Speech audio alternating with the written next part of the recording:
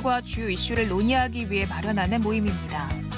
단상을 없애고 부채꼴 모양으로 둘러앉아 참석자들과 자유롭게 질의응답을 주고받는 형식인데요. 미국 대통령들은 타운홀 미팅을 적극적으로 활용했습니다. 지미 카터 전 대통령은 재임 기간 중 17번, 빌 클린턴 전 대통령도 대선 전까지 10번이나 타운홀 미팅을 마련했고요. 우리나라에선 김대중 전 대통령이 당선인 시절이던 1998년 국민과의 대화를 타운홀 미팅 형식으로 진행했습니다. 타운홀 미팅 방식은 참석자들이 격의 없이 목소리를 내고 자유로운 대화가 오갈 수 있다는 장점이 있는데요. 문재인 대통령의 신년 기자회견이 진솔한 소통의 창구가 되길 기대합니다. 앞서 보셨듯 한국 축구대표팀이 오늘 밤 아시안컵 첫 번째 경기에 나섭니다. 개막 초반부터 이변이 속출하면서 경기 결과에 큰 관심이 쏠리고 있는데요. 2015년 대회에서 우승한 호주가 요르단에 패배했고요. 언더독으로 꼽혔던 인도가 55년 만에 1승을 거뒀습니다. 후견에서 유래한 이 단어는 늘 싸움에서 지기만 하는 개란 의미를 담고 있습니다. 스포츠에서 우승할 확률이 적은 팀이나 선수를 지칭하는 말로 자주 쓰이죠. 특히 스포츠 경기에서는 언더독들의 예상외 선전이 보는 재미를 더하는데요. 1966년 잉글랜드 월드컵 당시 아시아 국가 중 최초로 월드컵 8강에 진출한 북한. 1990년 이탈리아 월드컵 16강 진출에 성공하며 돌풍을 일으킨 카메룬. 2002년 4강 신화를 쓴 한국도 전 세계의 관심을 끈 언더독의 반란으로 꼽힙니다. 최근에는 박항서 감독이 이끄는 베트남 축구대표팀이 신흥 언더독으로 떠올랐죠. 한국 축구대표팀은 59년 만에 아시안컵 우승에 도전하는데요. 기분 좋은 반전이 있길 응원합니다. 오늘 광주에서 전두환 씨의 재판이 열렸습니다.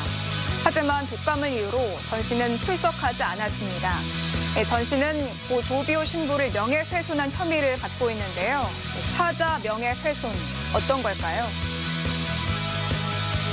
사자 명예훼손죄는 사자, 즉 고인의 사회적 평가나 명예를 훼손한 죄를 묻는 겁니다. 허위의 사실을 적시했을 때, 허위 사실을 불특정 다수에게 전파했을 때 사자 명예훼손죄가 성립되는데요. 이번 재판의 발단은 전두환 씨의 회고록이었습니다. 전 씨가 5.18 민주화운동 당시 계엄군의 헬기 사격을 목격했다는 고 조비오 신부를 비난했고 조 신부 유족이 전 씨를 사자 명예훼손 혐의로 고소한 겁니다. 1년여간 수사를 벌인 검찰은 지난해 헬기 기총 사격이 있었다고 결론 내리고 전 씨를 사자 명예훼손 혐의로 기소했습니다. 전 씨 측은 검찰의 소환 통보에 불응했는데요. 과거의 진실이 언제쯤 밝혀질 수 있을지 관심이 쏠립니다. 지금까지 뉴스링크였습니다.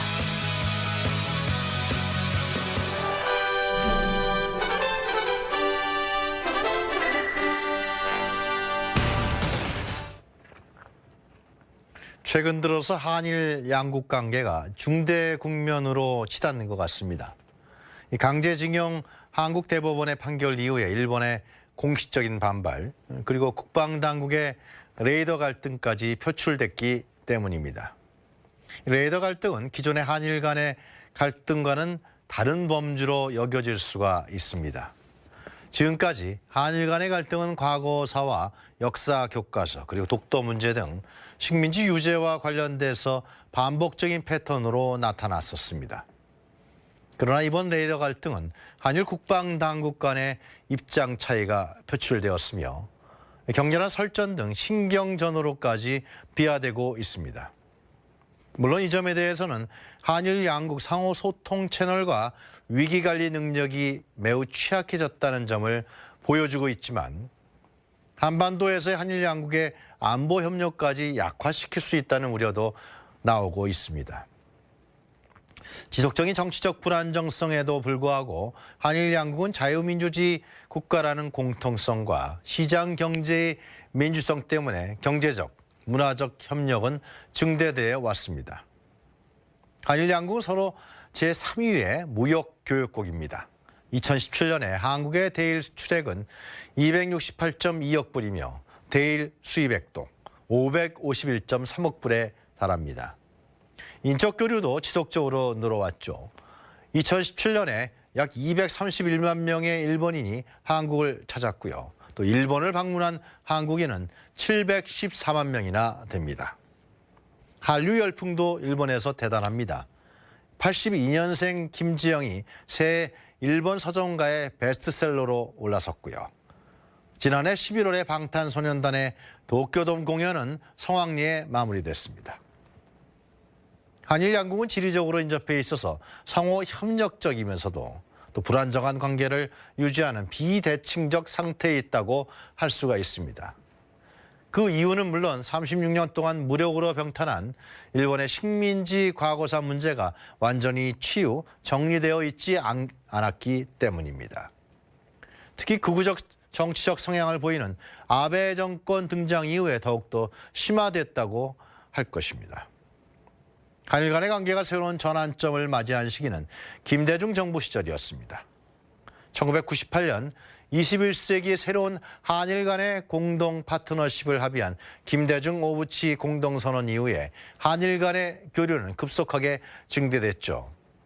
하지만 김대중 오부치 공동선언이 나오기 위해서는 일본의 과거사에 대한 역사인식과 반성 그리고 사죄 표현이 있었습니다. 즉 일본의 반성과 사죄를 전제한 뒤에 양국 간의 미래 번영적인 협력들을 만들어 나갈 수 있었다는 것이죠.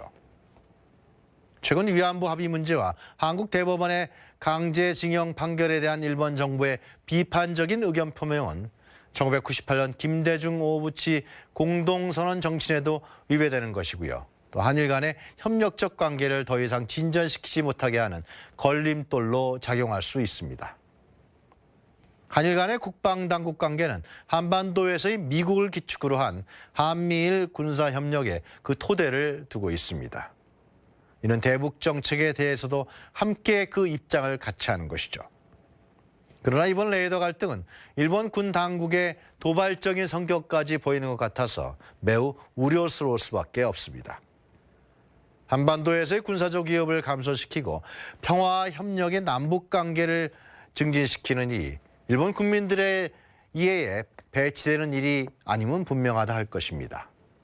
그것은 동북아시아의 평화를 가져오기 때문이죠. 아무쪼록 한일 외교 국방 당국 간의 원활한 소통을 통해서 한일 간의 협력 관계가 빠른 시일 내에 복원되기를 기대합니다.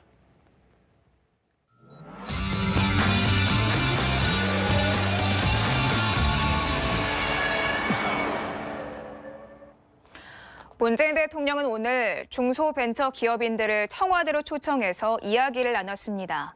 문 대통령의 발언 주요 내용 함께 들어보시죠.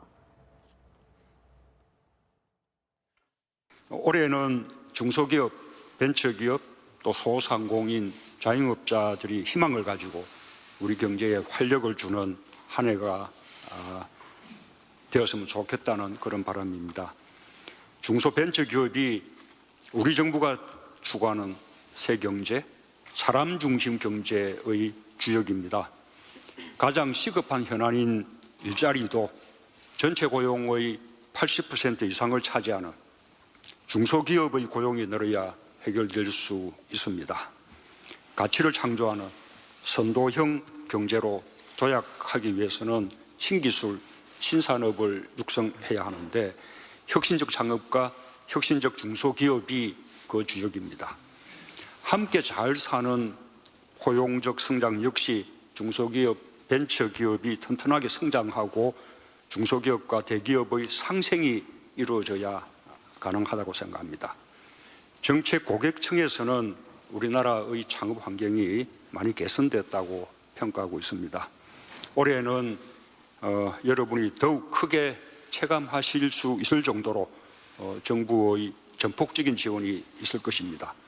4조 원 이상의 벤처 펀드가 본격적으로 중소기업 투자에 나섭니다. 역대 최고 수준인 20조 원의 연구개발 예산의 상당 부분을 중소기업 기술 개발에 지원할 것입니다.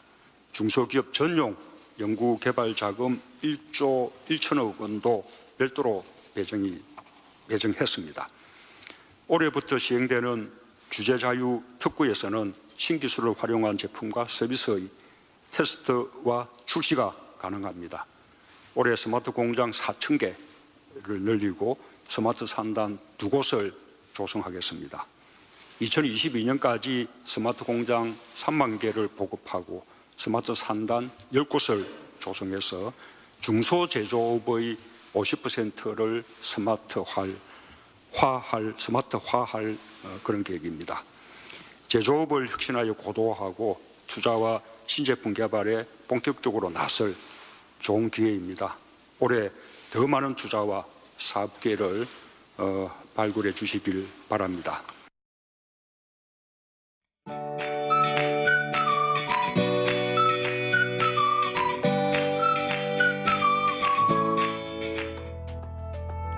안녕하세요. K웨더 라이프스타일 예보 박유라입니다. 한파가 주춤한 사이로 역시나 미세먼지가 말썽인데요. 오늘도 입자가 작아 건강에 해로운 초미세먼지 농도가 종일 높게 나타났습니다. 내일 아침까지도 먼지 농도가 나쁨 수준을 유지하며 대기질이 탁하겠는데요. 출근길 마스크를 챙기시는 게 좋겠습니다.